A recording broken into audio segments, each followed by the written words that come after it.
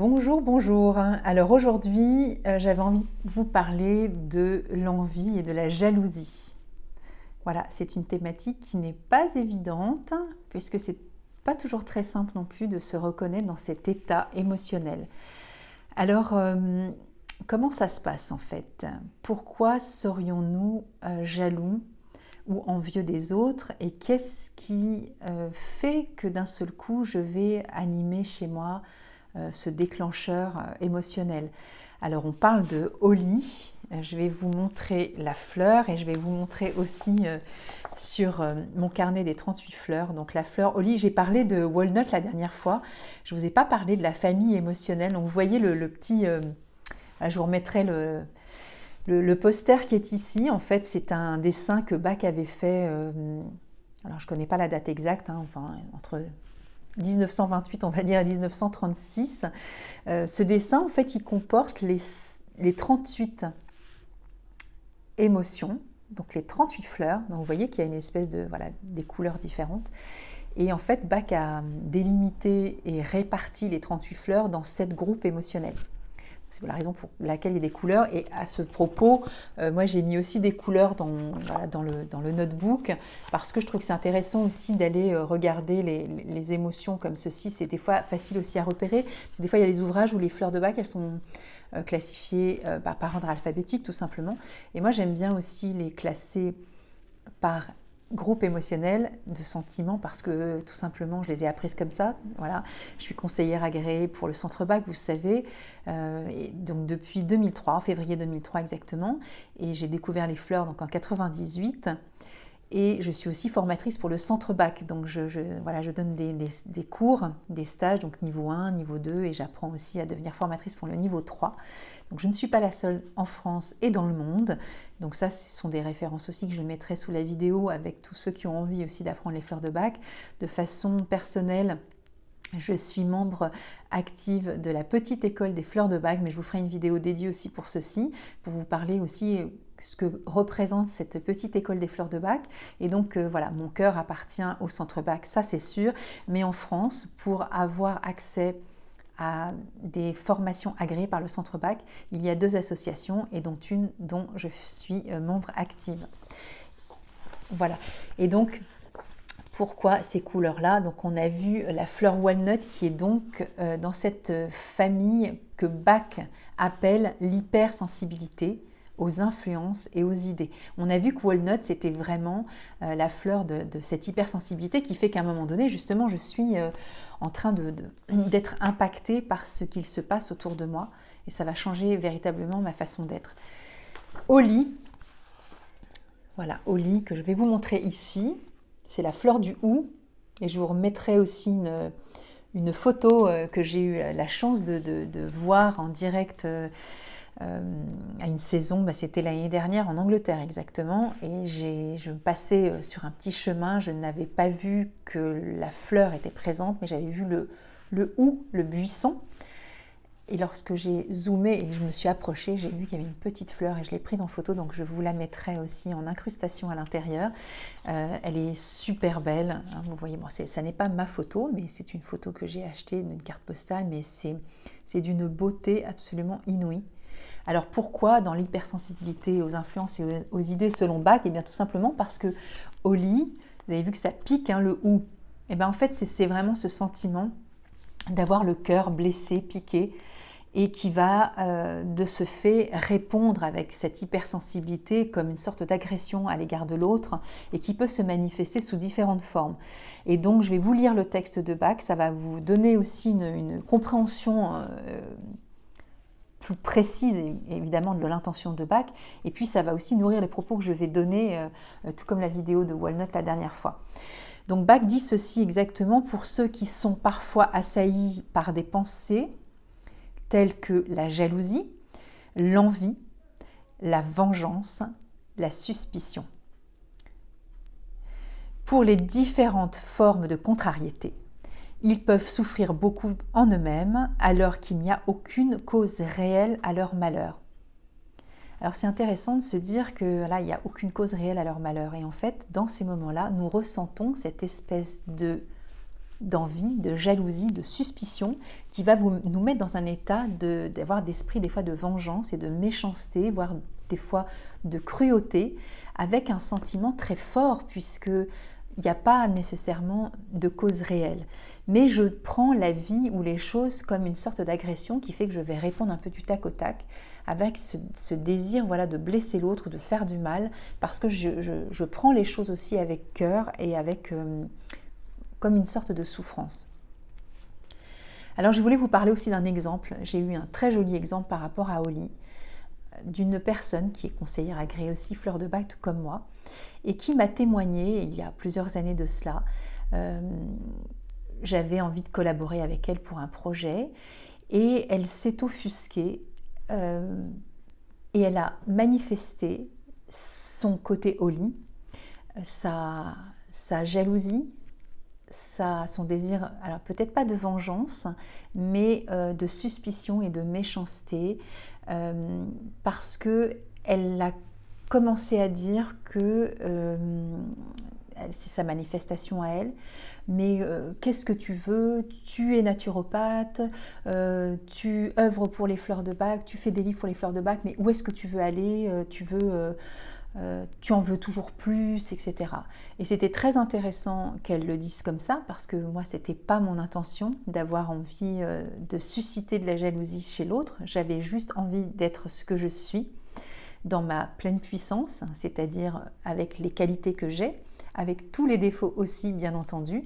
Mais à cette expression-là, à ce moment de notre vie, à toutes les deux dans cette conversation, il y avait chez elle le fait que j'agisse de cette sorte-là, et de cette façon-là, en étant ce que je suis, avec les chemins que j'avais empruntés, les buts que je m'étais fixés et les réalisations que j'avais faites, avait été pour elle une sorte d'agression et l'avait fait sortir de ses gonds par rapport à ça, en me témoignant que c'était insupportable pour elle. D'une certaine façon, je ne sais plus les mots qu'elle avait employés et ça n'a vraiment pas trop d'importance, mais elle exprimait à sa façon cette jalousie, cette envie, et cette envie dans le sens où je suis envieuse de toi. Je suis jalouse en fait de ce que tu exprimes à travers qui tu es, et je vais t'exprimer ma colère et mon ressentiment à l'égard de toi, puisque qu'est-ce que tu veux exactement? C'est comme si tu ne laissais pas de la place aux autres. En fait, moi, ça m'a remis aussi dans une posture de culpabilité, en me disant mais après tout peut-être j'en fais trop, peut-être que... Et voilà, donc c'était intéressant cette interaction. Et puis après, voilà, donc on a cessé de communiquer puisque ça a été une vraie blessure chez cette personne. Et puis elle a eu l'humilité de revenir vers moi, puisqu'elle a compris aussi qu'elle avait ressenti de façon exacerbée ce sentiment-là, que justement chez elle ça animait aussi quelque chose de l'ordre de l'envie, de la jalousie, et que évidemment je n'y étais pour rien. Mais c'est intéressant dans cette émotion-là, lorsqu'on identifie chez nous ce sentiment d'une grande violence, de Oli, c'est aussi ce qui est intéressant, c'est de se dire mais en fait ça me montre moi mes failles personnelles, puisque l'autre me dérange dans ce qu'il est et j'ai envie d'être comme l'autre, je le jalouse, ou je suis dans un ressentiment parce que l'autre brille ou l'autre fait des choses et j'aimerais aussi mais je n'y accède pas. Mais en fait, est-ce que l'autre est empêcheur de cette qualité que j'admire, ou ce besoin que j'aimerais avoir, ou cette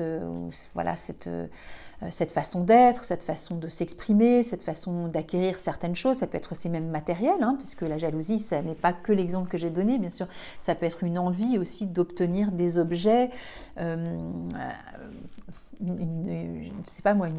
relation affective, professionnelle, voilà, au sens large. Encore une fois, essayer aussi de voir les fleurs sur tous les aspects de la vie, bien entendu.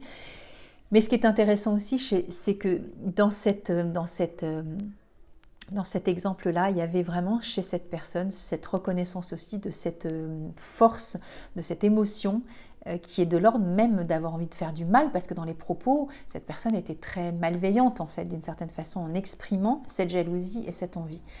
Et ça nous arrive tous d'avoir ce sentiment-là, et en fait, moi je la remercie aussi beaucoup, parce que je préfère quelqu'un qui exprime son aspect au lit de ce désir de vengeance, de méchanceté, des fois de cruauté ou de malveillance à l'égard de l'autre, parce qu'on aimerait être à sa place et qu'on a envie de lui faire du mal, on va dire, et de lui faire sentir qu'elle n'est pas la bienvenue dans ce qu'elle exprime. Eh bien en fait, moi je préfère sincèrement que cette personne s'exprime de cette façon au lit et soit totalement assumée que quelqu'un qui ne va rien dire et faire des grands sourires et faire comme si tout allait bien et derrière va pouvoir justement avoir des actes de méchanceté ou de cruauté. Je préfère sincèrement la sincérité à quelqu'un qui va pouvoir justement vivre pleinement une émotion que de faire comme si tout était ok alors que ça n'est pas la réalité de ce qu'elle vit en interne. Et quand on vit ça en interne, bien sûr, on a quelquefois tendance à s'apitoyer sur soi.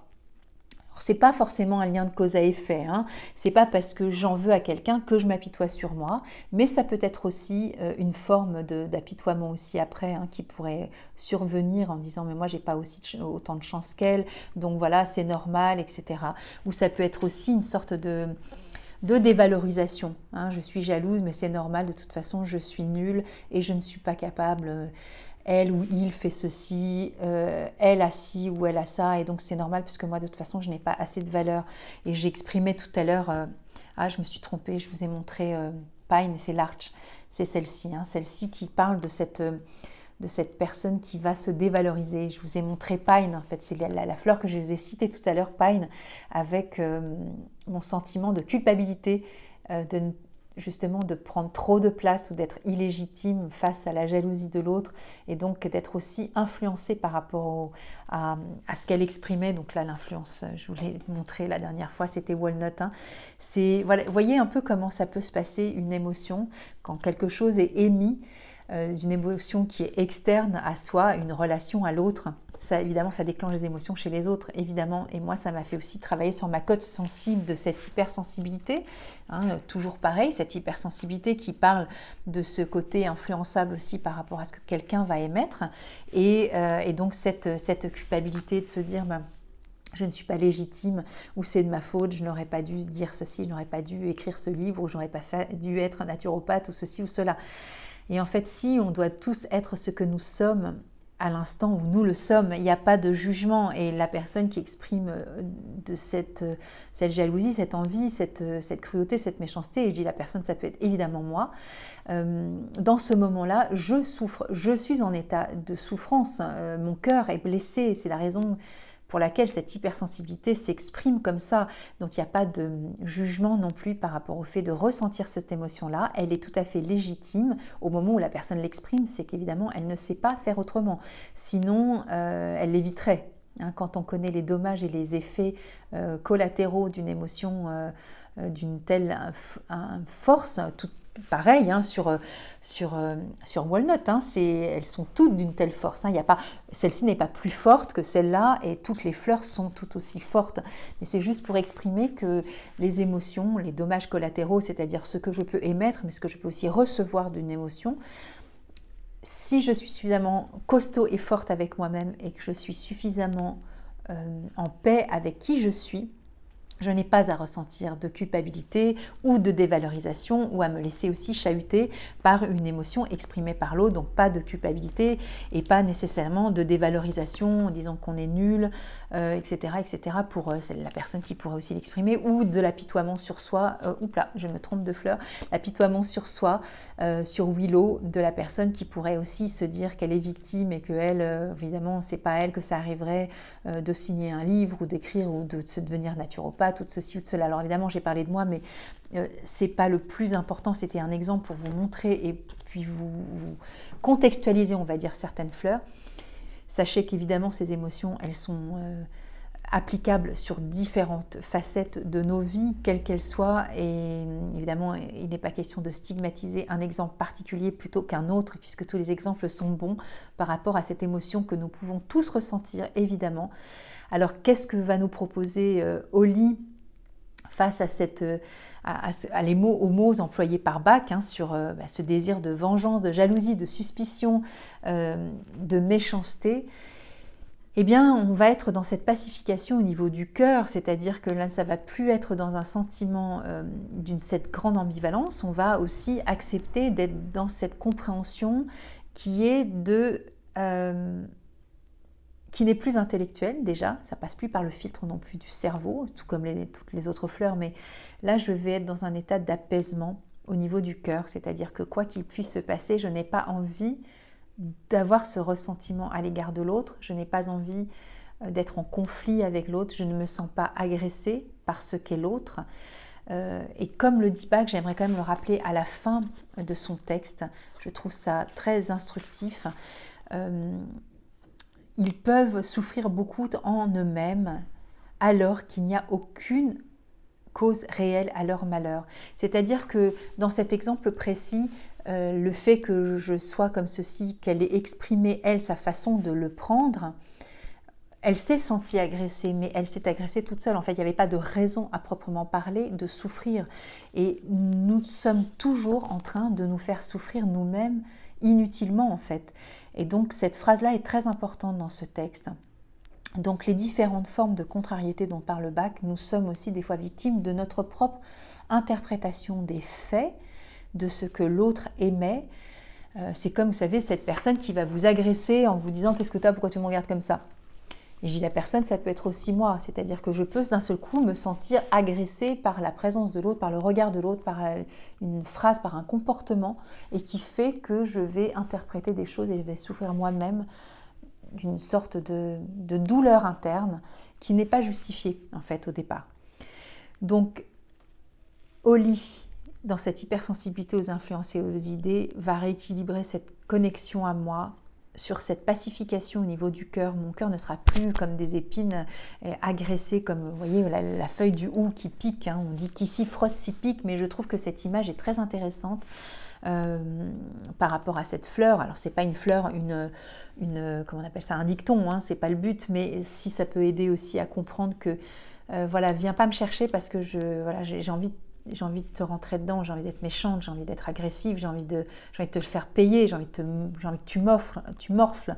Ça, c'est quand même Oli. Donc, quand je prends Oli, je vais calmer ce jeu-là. Je vais être dans la compréhension, dans la compassion, dans la tendresse, dans l'amour aussi de l'autre, de ce qu'il exprime. Et donc, dans cet amour, il n'y a plus de place à la douleur, en fait. Hein. Il n'y a plus de place au mal, il n'y a plus de place à cette espèce de ressentiment, de picotement qui fait que voilà, c'est terminé. Ça va se calmer, ça va se remettre en place et tout le monde est à sa place finalement. Il n'y a pas à se comparer justement dans lui, il a plus, il a moins, il a le droit, il n'a pas le droit, on n'en sait rien finalement. Hein, restons à notre place et aimons-nous tels que nous sommes. Mais d'abord commençons par nous bien sûr, puisque quand on est en paix avec soi-même, c'est quand même plus facile d'être à l'écoute de l'autre et on est moins dans la jalousie et dans le ressentiment. Parce qu'on est dans l'amour aussi de soi-même, donc dans le respect de soi-même. Et quand on se respecte soi-même, en règle générale, c'est plus facile de respecter les autres. Voilà, on est plus dans l'accueil voilà, de l'autre, de ce qui nous sommes, de ce que nous sommes, dans le partage. Et quand on est jaloux, c'est qu'on a envie de thésauriser des choses pour soi, on n'a pas envie. Là, on est dans l'accueil, on est dans l'ouverture, on est dans le partage, on est dans le don de soi, dans le don de son cœur. Et on est dans la générosité, il n'y a plus cette notion de méfiance, de suspicion qui fait c'est bizarre, il me cache quelque chose, il a l'air bizarre, je vais aller fouiller dans son téléphone. C'est pas nécessaire en fait, quand on est en paix avec soi-même, on n'a pas à trouver l'autre bizarre, et même si on le trouve bizarre, ça peut traverser l'esprit, mais ça ne va pas être nécessairement après de la suspicion au point de prêter des intentions aux autres. Cette émotion-là n'existe plus, elle est, c'est tout. Et il n'y a plus d'interprétation, de décodage particulier par rapport à cette émotion-là. Voilà, j'ai fait le tour de Oli pour cette fois, puisque peut-être que je reviendrai sous Oli sous une autre forme. Donc sachez que voilà, vous pouvez vous inspirer aussi de cette fleur-là que je vais vous remettre pour pacifier votre cœur quand il se sent meurtri, agressé, blessé, touché. Je vous souhaite une bonne journée et à la semaine prochaine puisque ce sera donc une vidéo par semaine. À bientôt. Alors vous savez, je dis à bientôt mais je repars. Instagram, les lives à 17h45 tous les jeudis soirs sur des thématiques différentes et puis les podcasts que je vais mettre aussi en place. Voilà, et mon site Guéris-toi toi-même et tout ça, ça va être en lien sous la vidéo. À bientôt. Au revoir.